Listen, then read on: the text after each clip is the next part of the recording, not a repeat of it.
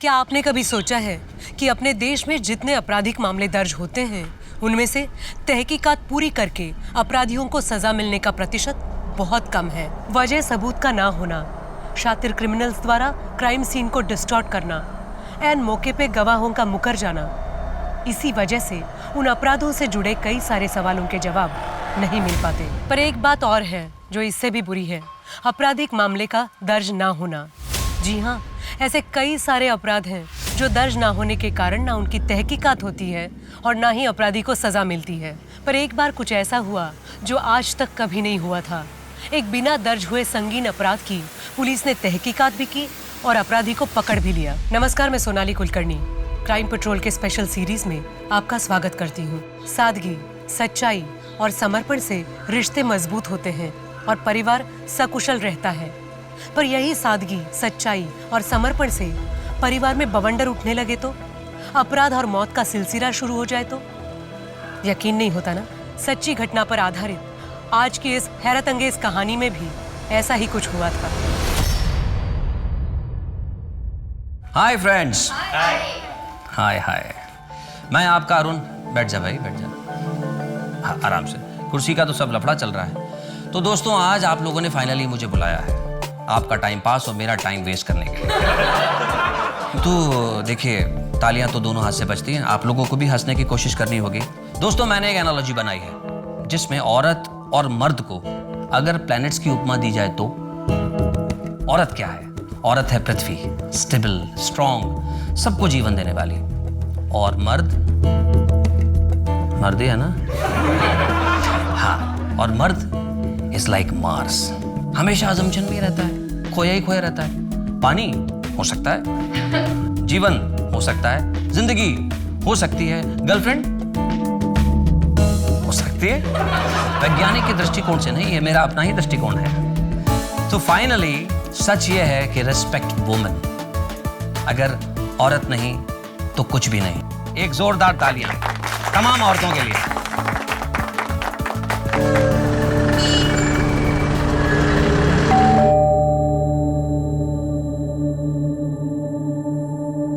अरे आप यहां से गुजर रहा था तो सोचा आपका हालचाल पूछता चलो। आइए ना।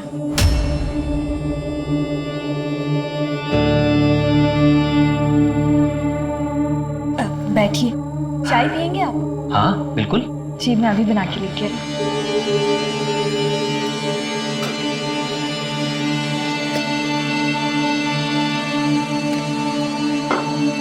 आप बस 2 मिनट रुकिए, मैं अभी आई। फिर से चाय की पत्ती खत्म हो गई? अब मैं बस लेके ही आ रही हूँ। डोंट वरी, चाय की पत्ती के अलावा घर का कुछ जरूरी सामान भी लेके आया।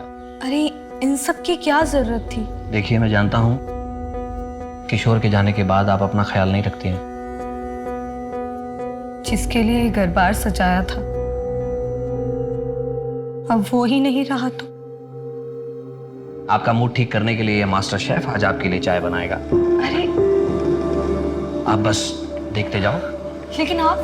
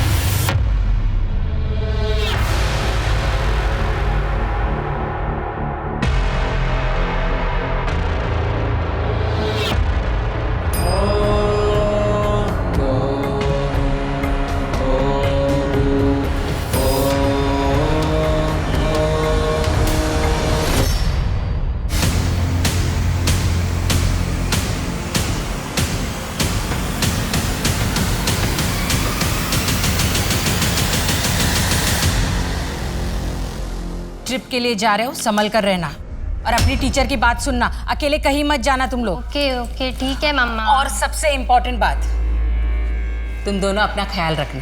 ठीक है। चलो जल्दी करो, चलो चलो जल्दी। यस, आप आ रहे हैं क्या हमें स्कूल तक छोड़ने? चलो चलो आ जाओ। दादी के पैर छुओ। दादी खुश रहो। संभाल के जाना और खूब एंजॉय करना। तुम लोग रेडी भी हो गया इतनी जल्दी? गुड मॉर्निंग पापा। Good morning, enjoy your day. चलो चलो जल्दी। Bye bye. ये पार्टी आपने मुझे नौकरी मिली है इस खुशी में दी है ना, तो बिल भी मैं ही दूंगी। ये नहीं हो सकता, बिल तो मैं ही दूंगा। ये ठीक नहीं है। आपने अपने कॉन्टेक्ट यूज करके मुझे नौकरी दिलवाई, मेरे इतने टफ टाइम में मुझे हौसला दिया, कॉन्फिडेंस बढ़ाया और हमेशा मेरा ख्याल रखा, तो कम से कम मैं इतना तो कर ही सकती हूँ ना। ठीक है, लेकिन एक शर्त पर। आज से तुम, सॉरी मेरा कहने का मतलब है आप, मैंने आपके लिए जो भी कुछ किया है उसके लिए आप बार बार मुझे थैंक्स नहीं बोलेंगे। तो फिर मेरी भी एक शर्त है, फरमाइए। अब से आप मुझे आप नहीं तुम कह के बुलाएंगे। तुम भी मुझे अब से तुम ही कहोगे।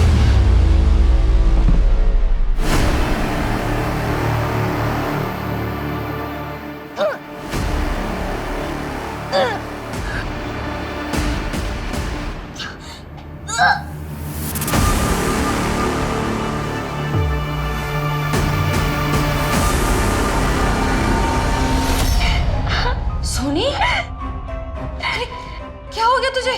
ठीक तो है ना तू? दीदी मेरे पेट में बहुत दर्द हो रहा है। हंसते हंसते अब आपके पेट में दर्द होने वाला है, क्योंकि मैं मिलवाने वाला हूं इस कैफे के मैनेजर और मेरी वाइफ कम एजेंट मिस्टर विमल से। वो मैं इसलिए कह रहा हूं, इसने एक प्रोग्राम क्या दिला दिया, मुझ पे ही रुबाब दिखाता है और पैसे भी मुझसे लेता है पत्नी की तरह। देखिए पत्नी क्या करती है, पैसे लेती है लेकिन ख्याल रखती है, खिलाती है, पिलाती है, प्यार करती है, रोमांस करती है, लेकिन मैं इसके साथ रोमांस कैसे करूं? और सबसे इंटरेस्टिंग बात यह है कि इसका नाम देखिए क्या है, विमल, जो कि एक नर का भी हो सकता है और नारी का भी। क्यों विमल, मैंने सही कहा ना? तो दोस्तों कल मैं फिर मिलूंगा अपनी इसी पत्नी के साथ आपसे। बाय बाय, अपना ख्याल रखिए, आसपास सफाई रखिए।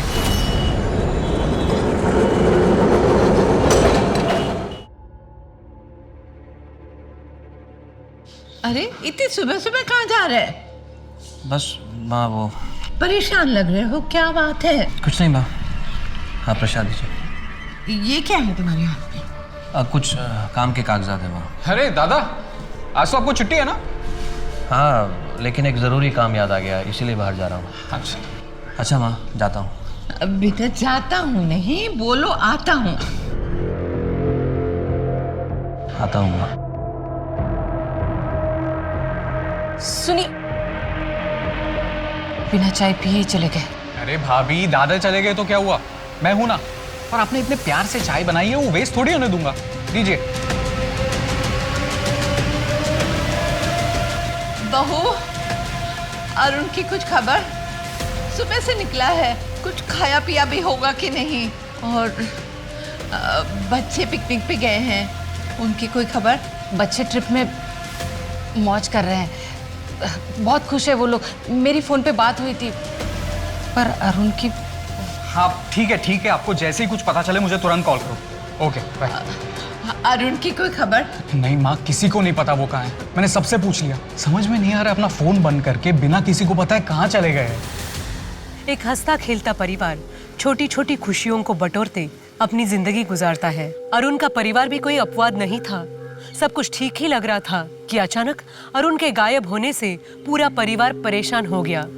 वो समझ ही नहीं पा रहे थे कि ऐसा क्यों हुआ और अब आगे क्या करें। अरुण पे ऐसी क्या बीत रही होगी कि उसे घर बार छोड़ के जाना पड़ा। वो खुद ही कहीं चला गया था या उसके साथ कोई हादसा हुआ था। अनहोनी के संदेह से परिवार के पैरों तले जमीन खिसक गई। 24 घंटों तक इंतजार करने के बाद भी जब अरुण नहीं लौटा तो परिवार पुलिस से मदद मांगने पहुंच गया। कल सुबह से मेरा बेटा कहीं चला गया है, उसे कहीं से भी ढूंढ कर लाइए। आप लोगों ने ऑफिस वालों से, दोस्तों से, रिश्तेदारों से पूछताछ की? सबसे पूछा सर। फिरौती का कोई फोन आया था? नहीं सर। बाहर वालों से किसी के साथ झगड़ा, किसी ने धमकी दी हो? हाँ सर, एक बार दादा ने उनके मैनेजर बिमल पे जोक बनाए थे। लोगों को तो बहुत मजा आया था, लेकिन बिमल बहुत भड़क गया था। पहले ही पहुंच जाते तो अच्छा रहता। हाँ, मजाक उड़ाता है मेरा कमीने। विमल मेरी बात सुन, तूने मुझे वहाँ सबको हंसाने के लिए तो बुलाया था। मैं बस अपना काम कर रहा था, लोगों को हंसाने की कोशिश कर रहा था। देख, दिल से सॉरी बोल रहा हूँ, जो हुआ उसे भूल जा। अरे सबके सामने इंसल्ट करता और इधर अकेले में सॉरी बोलता है। अरे छोड़ो यार, इनको क्या कर रहे हो आप? तूने मेरा इंसल्ट किया ना, देख मैं तेरे साथ क्या करता हूँ। ये छोड़ ना, देख। सर ये बिमल बहुत टेढ़ा आदमी है, कब किसके साथ क्या कर बैठे कुछ कह नहीं सकते। बिमल के अलावा और किसी पे शक है आपको? हाँ, नहीं सर। ठीक है, हम अरुण को ढूंढने की कोशिश करते हैं। आप जाइए सर। इस बिमल की हिस्ट्री ज्योग्राफी निकाला, अरुण की और बिमल के कॉल रिकॉर्ड्स चेक करो, उनकी लास्ट लोकेशन मैच करके देखा, और हाँ, अरुण के बैंक डिटेल्स भी निकाला। हो सकता है ये पैसे वगैरह का मामला।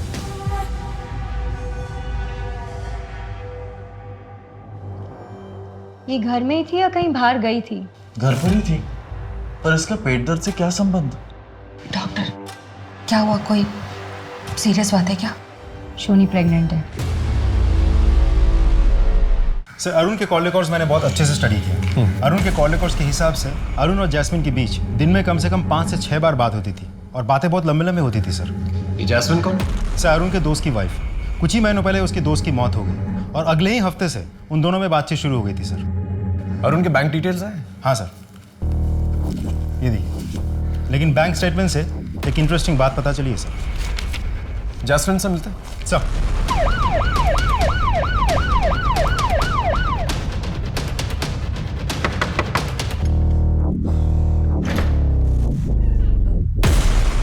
जी। आप जैस्मिन? जी। आपको तो पता ही है कि अरुण लापता। कुछ आइडिया हो कहाँ होगा? नहीं सर। फोन पे बातचीत होती थी आप लोगों की? नहीं सर, सिर्फ 1-2 बार ही हुई होगी। और पैसों का लेन देन? मैं उनसे पैसे क्यों लूंगी सर? यह है अरुण के कॉल रिकॉर्ड्स। इसके मुताबिक दिन में 5-6 बार आप लोगों की बातचीत होती थी, और ये है उसके बैंक स्टेटमेंट्स। इसके मुताबिक काफी पैसे ट्रांसफर किए उसने आपको। अब आप सीधे सीधे बताएंगे या पुलिस स्टेशन चल के बताएंगे? बताती हूँ सर। एक्चुअली अरुण मेरे पति के बहुत अच्छे दोस्त थे। मेरे पति के चले जाने के बाद उन्होंने मेरी बहुत मदद की, पैसों से ही नहीं, मुझे अपने पैरों पे खड़ा किया, और उनकी ये मदद मैं कभी भूल नहीं सकती। हम दोनों बहुत अच्छे दोस्त बन गए थे, और न जाने कब एक दूसरे से प्यार हो गया, पता ही नहीं चला। सब कुछ बहुत अच्छा चल रहा था सर, और एक दिन इस वक्त कौन आया हुआ है? मैं देखती हूँ। हाँ, अरे कहाँ जा रही हो? ये क्या चल रहा है यार? और तुम? इनसे मिलना तो बहुत दूर की बात है, इनके बारे में सोचना भी नहीं। उसके बाद अरुण का यहाँ आना 2 महीनों के लिए बंद हो गया। मैंने भी उसे भुलाने की कोशिश की, लेकिन एक दिन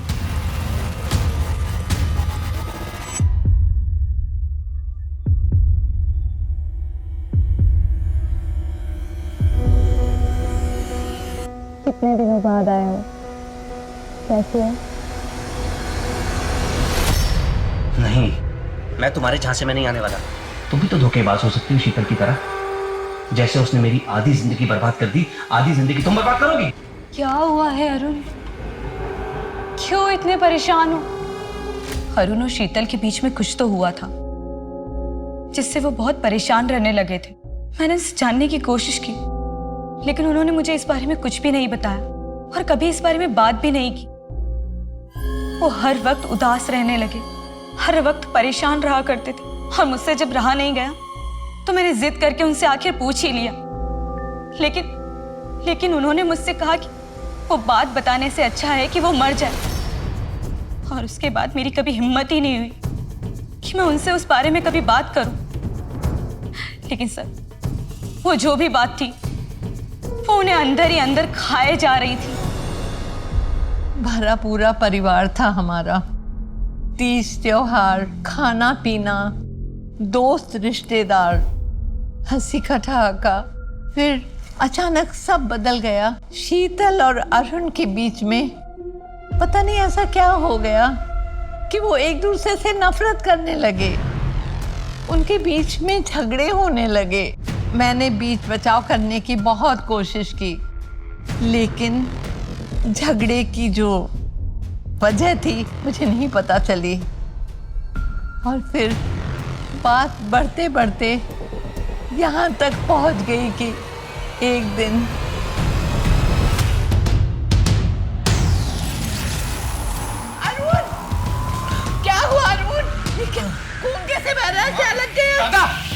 क्या हुआ माँ? क्या हुआ दादा को? दादा आप उठो। हाँ क्या हो गया इनको? बैठो। दवा का डब्बा लाओ। कहाँ है दवा? कहाँ है? बाहर रखा होगा ना। दादा जल्दी ले आओ। एक मिनट। जल्दी ले आओ। शीतल अच्छी बहू है, समझदार पत्नी है, प्यारी माँ है, हमारे परिवार की नाक है। उन दोनों का रिश्ता बहुत अच्छा था, पर उस दिन के हादसे के बाद हम सब हैरान हैं। अरुण और आपके बीच में किस बात की वजह से टेंशन था?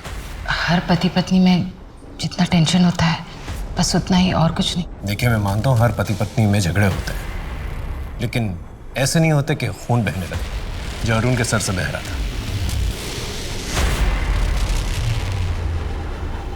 जैस्मिन को जानती हैं? कहीं वही तो वजह नहीं आप दोनों के झगड़े की? कुछ दिनों से अरुण का बर्ताव कुछ अजीब सा चल रहा था। अरे क्या बात है भाभी, बहुत अच्छे लग रहे हो इस साड़ी में। हरी के छोटे भाई की शादी में जा रहे हैं, इसलिए ये साड़ी पहनी। हाँ, वहाँ पे आपको देख के लोग बेहोश ही हो जाएंगे। और तुम? चले? तुम आओ जरा, कुछ बात करनी है। एक मिठाई।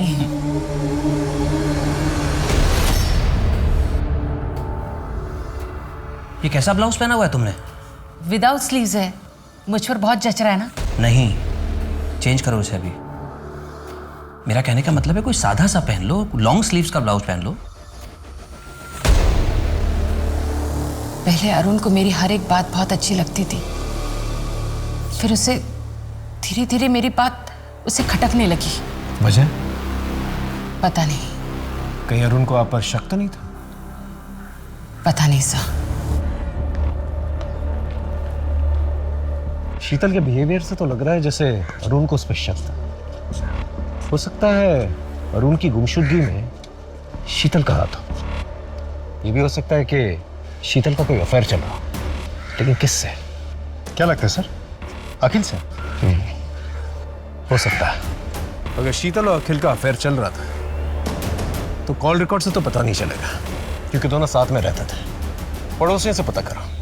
अगर बाकी में दोनों का अफेयर चल रहा था तो एक पुख्ता वजह हो सकती है जहां पर दोनों ने मिलकर अरुण को गायब किया। सर सोनी, तुम कुछ तो याद होगा ना? तुम किससे मिली थी? किसी ने कुछ खिलाया था या किसी ने कुछ किया तुम्हारे साथ? मुझे कुछ भी याद नहीं आ रहा दीदी। पेट में अचानक से दर्द होता है, बहुत भूख लगती है बार बार। क्या हुआ है दीदी मुझे? दीदी कल मैं स्कूल जाऊंगी ना?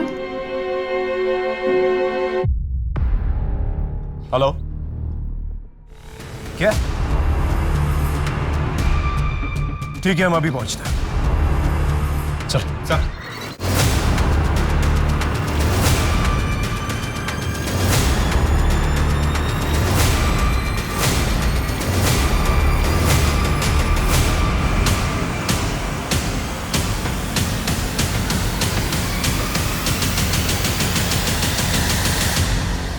सर ये तो अरुण है। सर शरीर पे कोई चोट के निशान या घाव ऐसा कुछ भी नहीं है। मतलब जिसने भी किया है बड़ी सावधानी और चालाकी से किया। इस बिमल को ढूंढो, वही एक सस्पेक्ट। पंचनामे के बाद बॉडी को पोस्टमार्टम के लिए भिजवा था और उनकी फैमिली को खबर कर दी। सर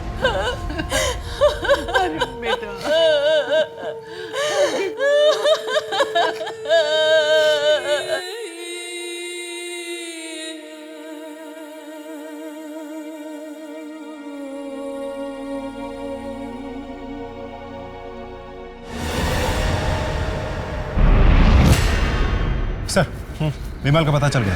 कहाँ पर है? एक लॉज में छिपा बैठा है। लेकर आओ। तूने ही अरुण को मारा ना? मैंने अरुण को नहीं मारा सर। उसने तेरा मजाक उड़ाया था, तूने उस पर हाथ उठाया और मौका मिलते ही तूने उसका मर्डर भी कर दिया। मैं उस झगड़े को कब का भूल गया हूँ सर। तो फिर शहर छोड़ के क्यों भागा था? लॉज में क्यों छुपा हुआ था? सर मैं कर्जे में डूबा हुआ हूँ, साहूकार मुझे ढूंढ रहे थे, इसीलिए घर छोड़ के यहाँ लॉज में रह रहा हूँ। सारे मोटिव्स तेरे पास ही हैं अरुण को मारने के लिए, और कोई नहीं मारना चाहता था उसे? है सर। कौन? अरुण की बीवी शीतल। क्या? हाँ सर। वो अरुण को क्यों मरना चाहेगी? सर अरुण ने मुझे खुद बताया था, जब भी वो अपनी पत्नी के करीब जाता था वो इसकी बेइज्जती करती थी, कहती थी बदबू आ रही है। सर यहाँ तक कि वो उल्टी भी कर देती थी। सर विमल ने शीतल के बारे में जो कुछ भी कहा, शीतल ने या अरुण की माँ ने कभी भी ऐसा कुछ नहीं बताया हमें। एक पत्नी अपने पति को इसलिए मार देती है क्योंकि उससे बदबू आती है। ये बात कुछ हजम नहीं हो रही। जरूर कोई और वजह है जो घर वाले भी हमसे छुपा रहे हैं। ये शीतल और अखिल के रिलेशनशिप के बारे में कुछ पता चला? इसे पता लगाने की कोशिश कर रहे हैं, थोड़ा सा समय लगेगा।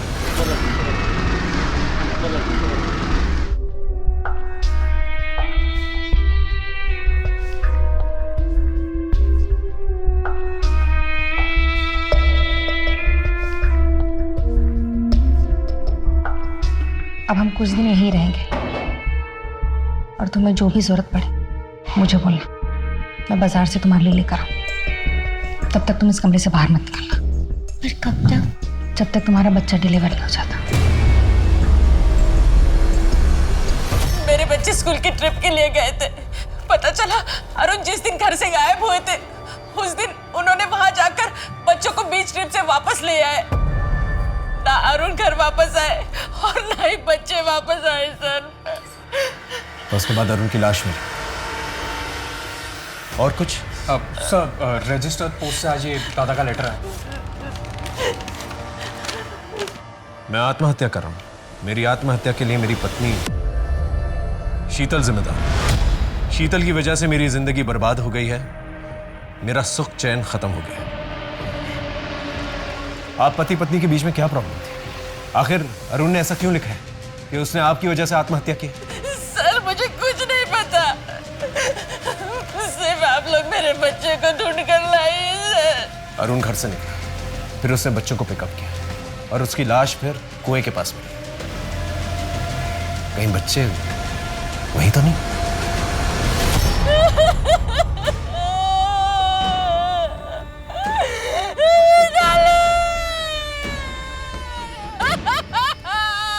प्लीज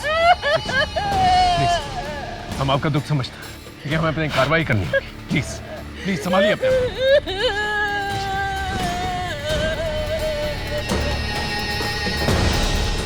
पंचनामे के बाद पोस्टमार्टम के लिए भिजवा दो। सर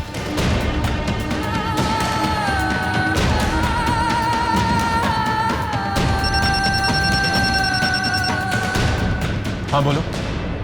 क्या? भाभी प्लीज दरवाजा खोलिए। भाभी दरवाजा खोलो बेटा। सर भाभी ने खुद को कमरे में बंद कर दिया है। देखिए दरवाजा खोलिए प्लीज। दरवाजा खोलो। भाविक सब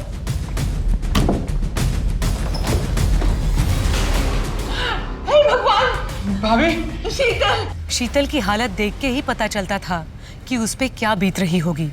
उसने बचपन में माँ बाप और अब पति और बच्चे खोए थे। करीबी लोगों की मौत का साया उस पे मंडराता रहा। वो जिस सदमे से गुजर रही थी उसे सहना सबके बस की बात नहीं थी। पर कठिनाइयों और हादसे में तपी शीतल जैसी महिला ने आत्महत्या करने की कोशिश की तो पुलिस भी समझ गई कि कुछ और भी राज हैं जो शीतल को जिंदगी से मौत की कगार तक ले आए हैं। वो ऐसे कौन से राज थे जिनके खुल जाने से सबको सदमा लगने वाला था? ऐसी कौन सी बात सामने आने वाली थी जिससे तहकीकात की दशा और दिशा बदलने वाली थी? अब हाँ सर। घर की तलाशी लेनी है। जी प्लीज। विनोद चेक करो।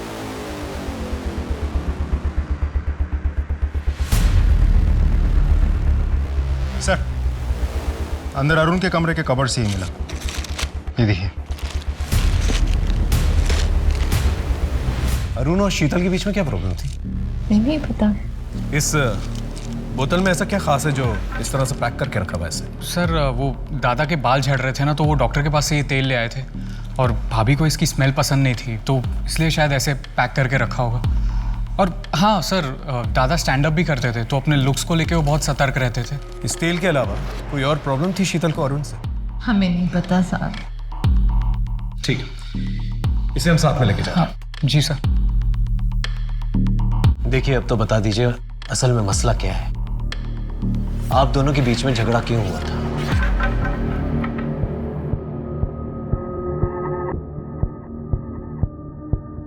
ये तेल हमें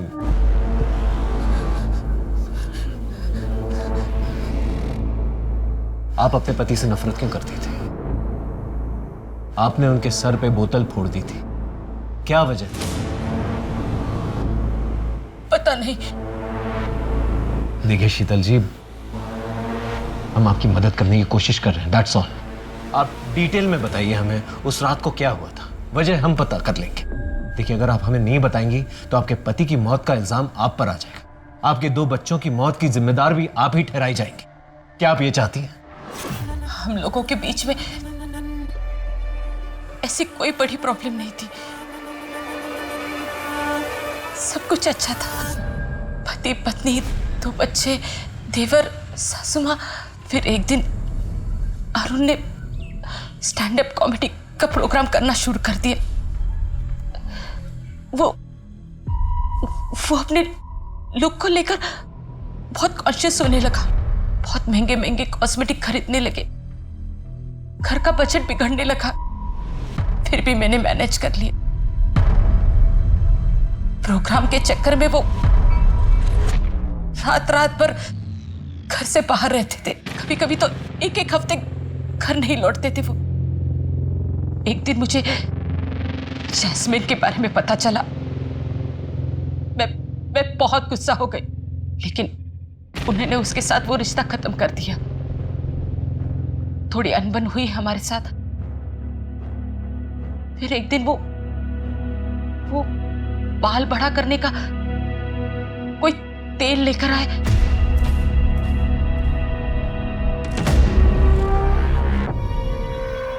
अरुण, कितनी बदबू आ रही है, मत लगाइए ये तेल। मेडिसिन है शीतल, देखना जहां जहां से मेरे बाल झड़ गए ना, सारे के सारे वापस आ जाएंगे। प्लीज मत लगाओ, बहुत गंदी बदबू आ रही है।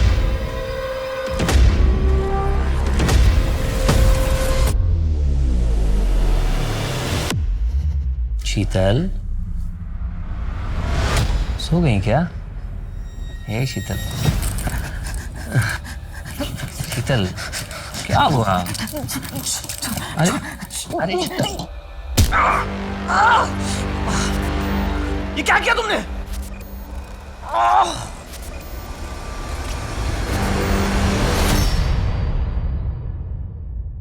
Arun, I am sorry. वो बाय मिस्टेक से मैंने सर पे। I am really sorry Arun, मुझे माफ कर दो। शीतल, आखिर तुम्हें हो क्या गया था? हमारे बीच में ऐसी कोई बात नहीं थी, तुमने अपना आपा खो दिया। सच बताओ, क्या बात है? बोलो। कहीं तुम मुझे गलत ना समझ लो। शीतल, मैं तुम्हें जज नहीं करूंगा, मैं तुम्हें समझने की कोशिश करूंगा। देखो, तुम्हारे मन में जो डर है, जो तकलीफ है, उसे बाहर निकालने में मैं तुम्हारी मदद करूंगा। प्लीज बोलो, क्या बात है?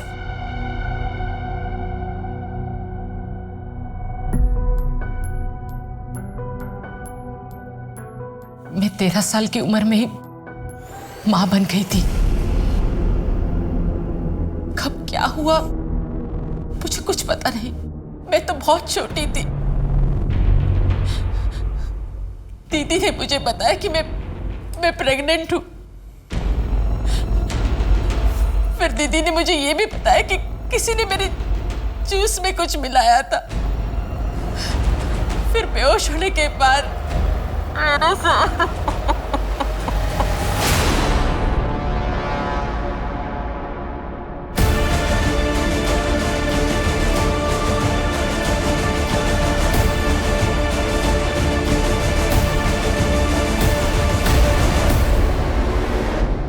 पिछले 27 सालों से ये दर्द मैं अपने मन में लिए जी रही हूं। अरुण, आज आपने हौसला दिया तो अरुण, आपने मुझसे वादा किया था कि आप मेरा साथ देंगे। अरुण,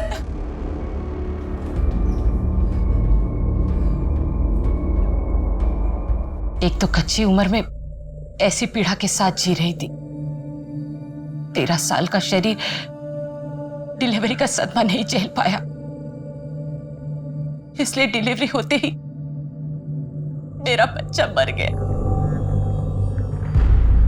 आपने रेप की कंप्लेन लिखवाई थी?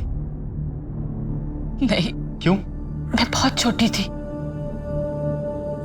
मुझे ये याद ही नहीं आ रहा था कि मेरे साथ ये बार बार कौन कर रहा था। हमेशा मैं नींद में हूं यही लगता था। मुझे बस ये याद है कि ये जो कुछ भी हो रहा था मेरी दीदी सोनल के घर में हो रहा था। ये सब की बात थी, इसलिए दीदी ने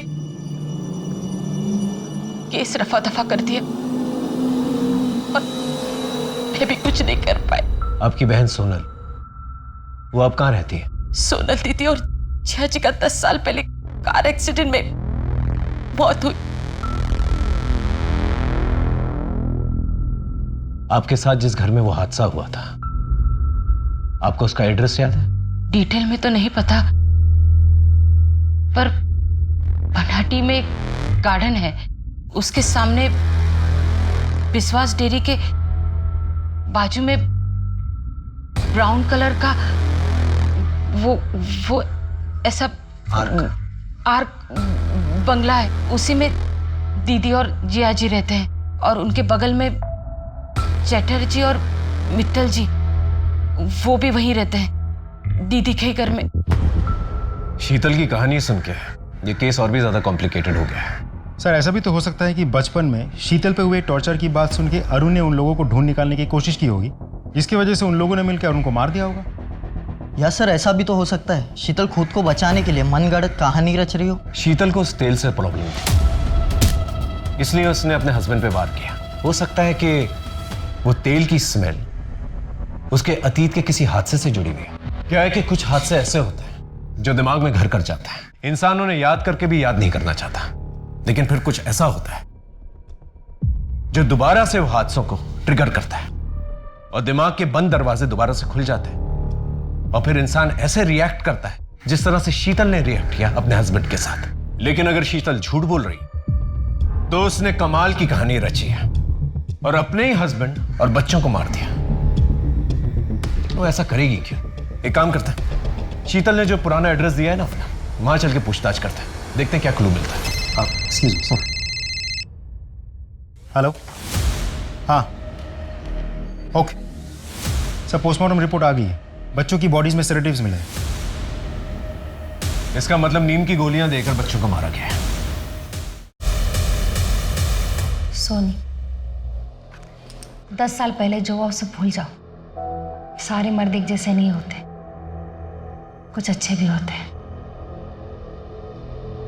ये देखो, मैंने तुम्हारे लिए एक अच्छा सा लड़का देखा है, तुम इससे शादी कर लो, ये तुम्हें बहुत खुश रखेगा। अरे ज़्यादा सोचो मत, मैंने हाँ कह दी है, बस 15 दिन में शादी होने वाली है। मैं चलती हूँ, मुझे बहुत तैयारियाँ करनी है।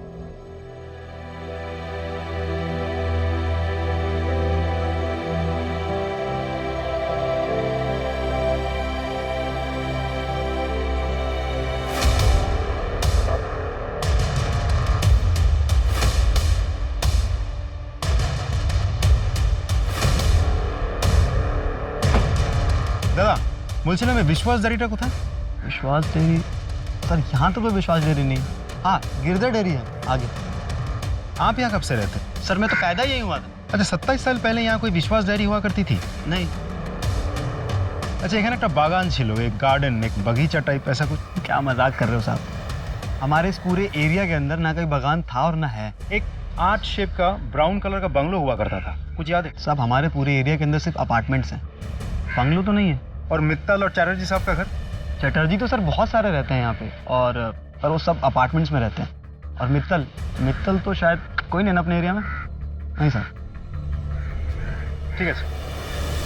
आपने हमें जो भी इंफॉर्मेशन दी थी वो सारी की सारी गलत है। ना ही कोई पार्क है वहां पर, ना ही कोई विश्वास डेयरी, और ना ही कोई ब्राउन कलर का बंगलो है वहां पर, ना ही कोई चैटर्जी रहते हैं वहां पर, और ना ही कोई मित्तल परिवार।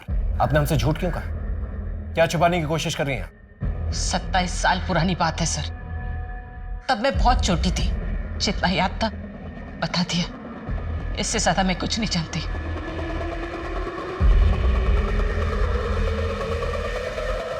सर, ये औरत सिर्फ घुमा फिरा के बात कर रही है, देख लीजिएगा, फिर से कोई नाटक करेगी। इसकी सास से पता करो इसका रिश्ता किसके जरिए आया था, हो सकता है कोई क्लू मिल जाए। Right sir.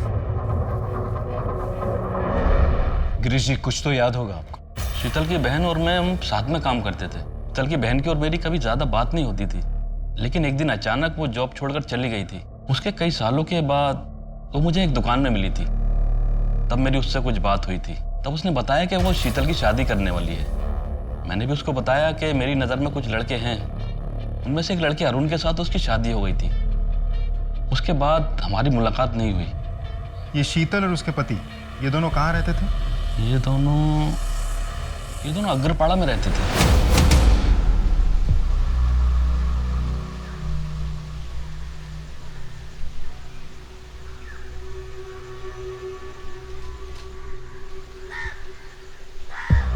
सर इस वजह से इनके ससुर ने यह घर खरीदा था। वो तो अब नहीं रहे, लेकिन इनको ये नहीं पता कि इनके ससुर ने किससे घर खरीदा था। क्या हम घर अंदर से देख सकते हैं प्लीज? जी हम उससे बात करके गए थे, आप देख सकते हो। Thank you.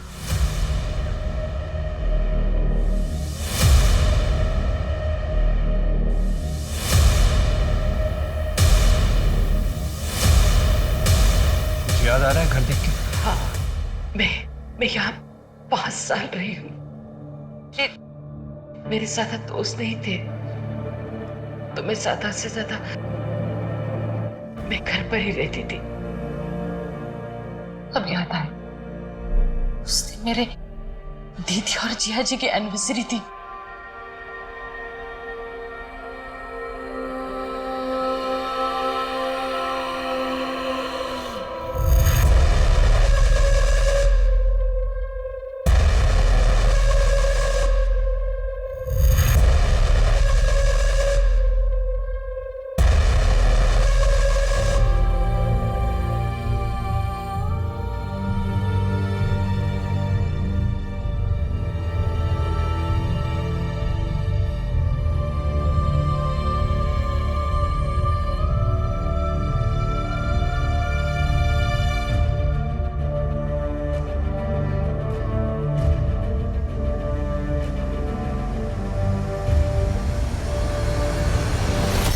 अब मुझे यकीन हो गया कि वाकई शीतल के साथ बचपन में वो अत्याचार हुआ है। सर सिर्फ शीतल के रोने धोने की वजह से हम उसकी बातों पे यकीन कर ले या उसको बेकसूर मान ले, मुझे नहीं लगता ये सही रहेगा।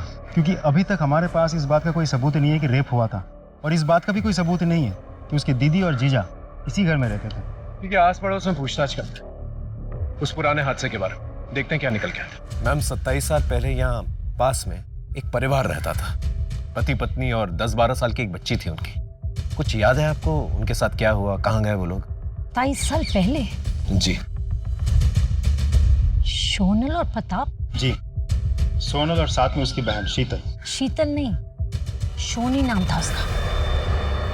बहुत ही प्यारी बच्ची थी। फिर पता नहीं अचानक एक दिन तीनों घर बार छोड़ के कहीं चले गए। पता नहीं क्या हुआ था। कोई कहता है सोनी बीमार थी, कोई कहता है सोनी की कोई और समस्या थी। मैंने डॉक्टर बासु को पूछा भी था। डॉक्टर बासु? हाँ, पर उन्होंने कुछ बताया नहीं। हमारे फैमिली डॉक्टर है।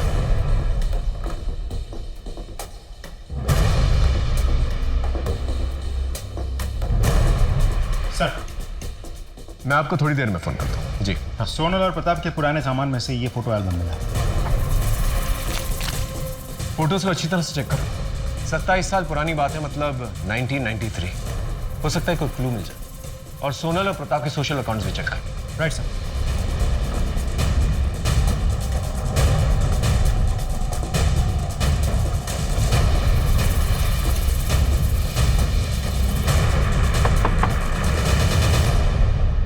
सूरज यहीं पर रहता है? सूरज यहीं पे था, लेकिन वो भाग के चला गया है घर से। मिल नहीं रहा है वो, हम ढूंढ रहे हैं उसे। सर हम इस केस को क्रैक करने की कितनी भी कोशिश कर ले, कहीं ना कहीं से कोई ना कोई प्रॉब्लम आ ही जाती है और सारे रास्ते बंद हो जाते हैं। इतना अच्छा क्लू था, वो भी हाथ से निकल गया। अब क्या करें? इस केस के सिलसिले में जितने भी पुराने सबूत हैं, जैसे पुराने लेटर्स, पुराने फोटोग्राफ्स, पुराने बिल्स वगैरह, ये सारी चीजें जो है ना शीतल को दिखाते हैं। फिर पता चलेगा कि वो विक्टिम है या फिर कातिल। सर ये रोनित है, आपके जीजा प्रताप के ऑफिस कलीग हुआ करते थे। ये श्रीनाथ है, आपके दीदी के घर के पड़ोसी हुआ करते थे।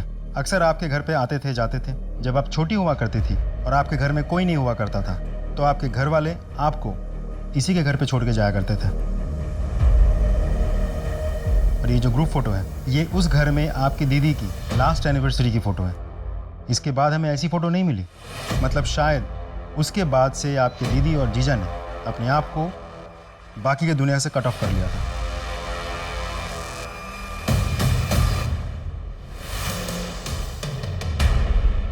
ऐसा क्या था इस फोटोग्राफ के अंदर जिसे देखकर शीतल ने इस तरह से रिएक्ट किया? Sir, sketch artist. हाँ, ये फोटो देख रहे हैं?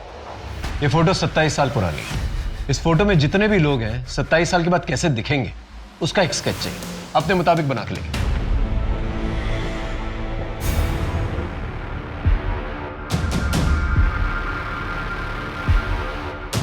इन सारे स्केचेस को आसपास के पुलिस स्टेशन में भिजवा दी? जी सर, और हमारी एक टीम इन सारे स्केचेस को सबको दिखा के पूछताछ भी कर रही है।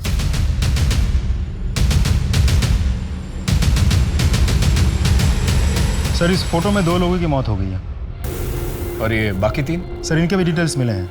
ये तीनों प्रताप के दोस्त हुआ करते थे, अक्सर प्रताप के घर जाते थे। 3 में से 2 तो प्रताप के दूर के भाई हैं और एक दोस्त।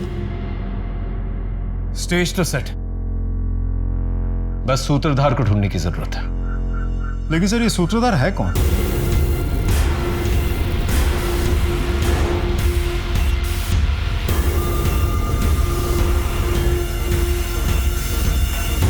आप लोग सोनल और प्रताप को जानते थे? हाँ, वो हमारे बहुत अच्छे दोस्त थे। वैसे प्रताप हमारे दूर के भाई थे लेकिन दोस्त करीबी थे। आप शीतल, इनमें से किसी को पहचानती हो? किसी की शक्ल याद है तुम्हें? नहीं सर, इनमें से किसी की भी शक्ल मुझे याद नहीं है। ये किस बात की तहकीकात हो रही है? कौन है ये मैडम? जी, ये शीतल है, सोनल की छोटी बहन। उन्हीं के साथ रहती थी। ओ शीतल, हाउ आर यू? कैसी हो? पहचाना? मैं अविनाश। चलो भाई, निकलेंगे अब। जी जी, आप लोग जाइए। हाँ।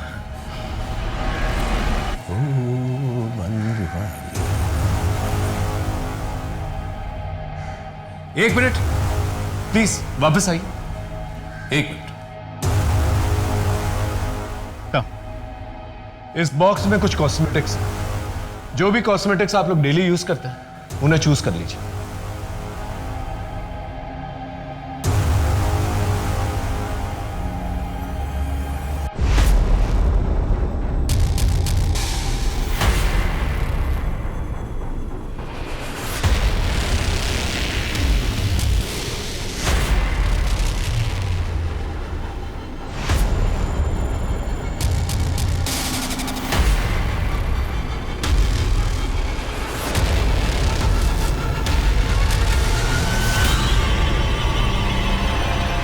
तुम हो ना जिसने मेरे साथ गलत किया, एक बच्ची के साथ गलत किया, ने मेरी जिंदगी बर्बाद की, मेरी इज्जत लूटी। मैं तुम्हें छोड़ूंगी नहीं। संभालो, संभालो, लेके जाओ, लेके जाओ।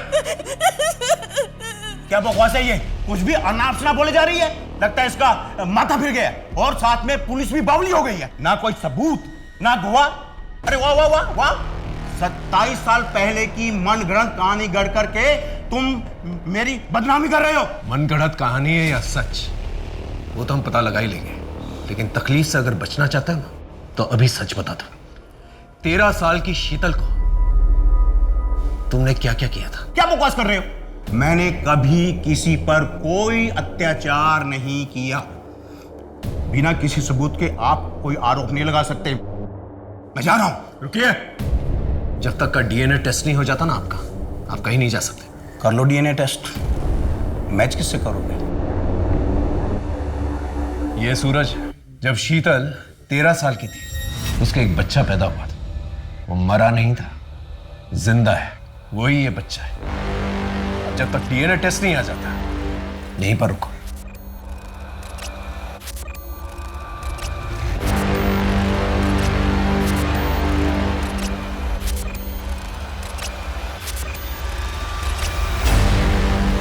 तुम्हारा डीएनए और सूरज का डीएनए मैच करता है। अब सीधे से सच बोलेगा या मार खा के बोलेगा? बोल। बताता हूँ। ये हैप्पी एनिवर्सरी।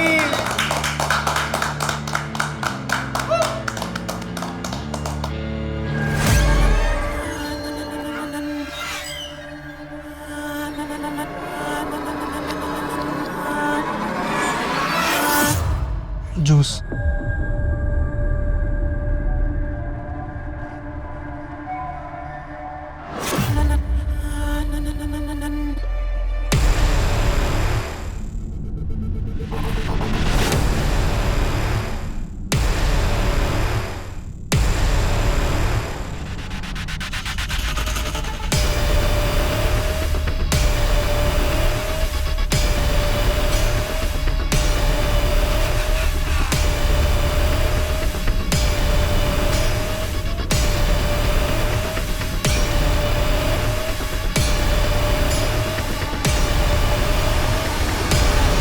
सर, मुझे उसकी लत पड़ गई थी, इसलिए मुझे जब भी मौका मिला तो सोहम के साथ मिलकर शीतल से प्यार किया।